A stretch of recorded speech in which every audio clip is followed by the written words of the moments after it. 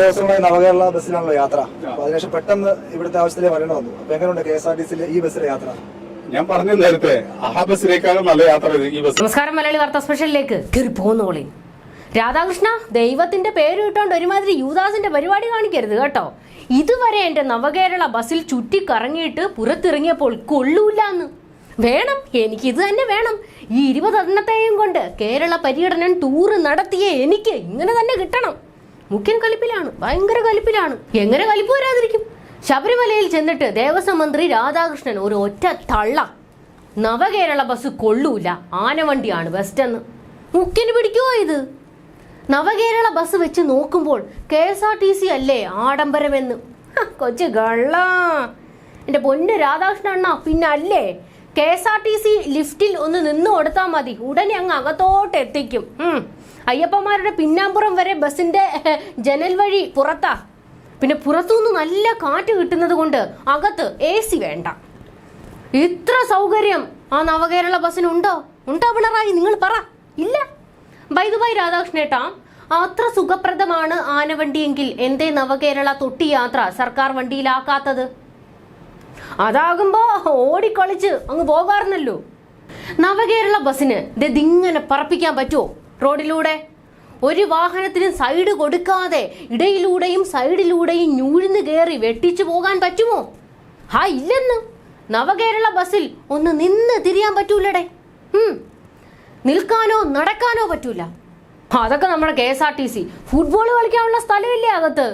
ചുമ്മാ കറങ്ങുന്ന കസേരയുണ്ട്, ലിഫ്റ്റ് ഉണ്ട്, നവകേരള കക്കൂസൊക്കെ ഉണ്ടെന്ന് പറഞ്ഞിട്ട് വല്ല കാര്യമുണ്ടോ? ഇതിങ്ങനെ ഓടി കളിക്കാൻ പറ്റണ്ടേ? അത് പറ്റുന്നില്ല.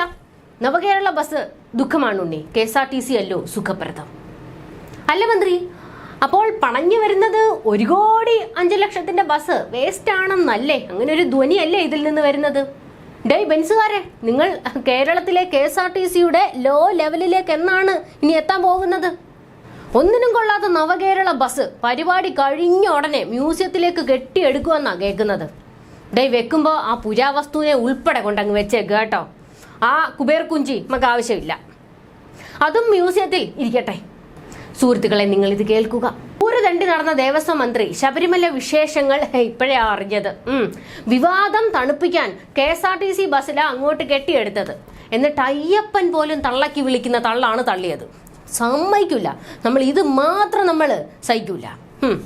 നിലയ്ക്കൽ പമ്പ റൂട്ടിൽ ചെയിൻ സർവീസ് നടത്തുന്നത് നവകേരള ബസ്സിനേക്കാൾ മികച്ച ബസ്സുകളാണെന്നാണ് തള്ളി അങ്ങ് മറിച്ചത്. ശബരിമലയിൽ സുരക്ഷിതവും സുഖപ്രദവുമായ തീർത്ഥാടനമാണ് നടക്കുന്നത്. എന്നിട്ട് ബാക്കി കേക്കട്ടെ. നിറം പിടിപ്പിച്ച വാർത്തകളല്ല ശബരിമലയിൽ കണ്ടത്.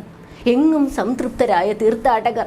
അച്ചോട്ടാ, അയ്യോ, സന്തോഷം കൊണ്ട് തീർത്ഥാടകർ ഓടിക്കളിക്കുകയാണ് അവിടെ.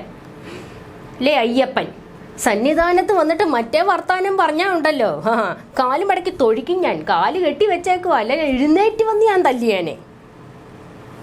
അമ്പലത്തിൽ വന്നിട്ടേലും സത്യം വിളിച്ച് പറയുന്നിടെ നീയൊക്കെ കൂടെ. പക്ഷെ മുഖ്യൻ കലിപ്പിലാണ്.